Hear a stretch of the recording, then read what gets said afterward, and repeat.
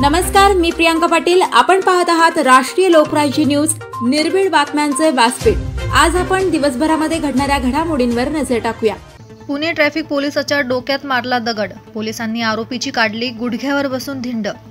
गाडी चालवत असताना फोनवर बोलत चाललेल्या व्यक्तीला पोलिसांनी अडवल्यामुळे त्या रागातून पोलिसाशी वाद घालून पोलिसाच्या डोक्यात दगड टाकून आरोपी फरार झाला होता। नंतर आरोपी आदिनाथ उर्फ भगवान मसाळ, राहणार कोलवाडी मुरकुटे वस्ती, पुणे पोलिसांनी त्याचा तपास करून उस्मानाबाद येथून ताब्यात घेतले आणि हडपसर भेकराई नगर येथे आणून त्याला गुडघ्यावर बसून त्याची धिंड काढण्यात आली। त्यामुळे आजूबाजूच्या परिसरातून पोलिसांच्या कामगिरीचे कौतुक होत आहे। नाटक करत दगड हाताना किती वरडत होता। उस्मानाबाद पळून गेलता राहायला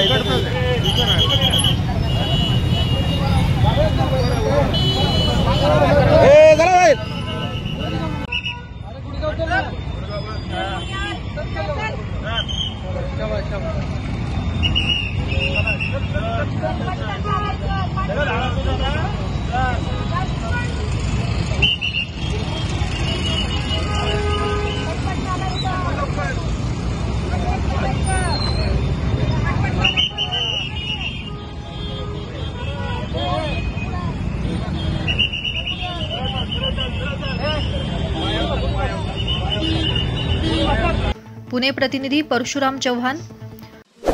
ताज्या बातम्यांसाठी आणि अपडेट्ससाठी राष्ट्रीय लोकराज्य न्यूज चॅनलला सबस्क्राइब करा, तसेच लाईक आणि शेअर करा।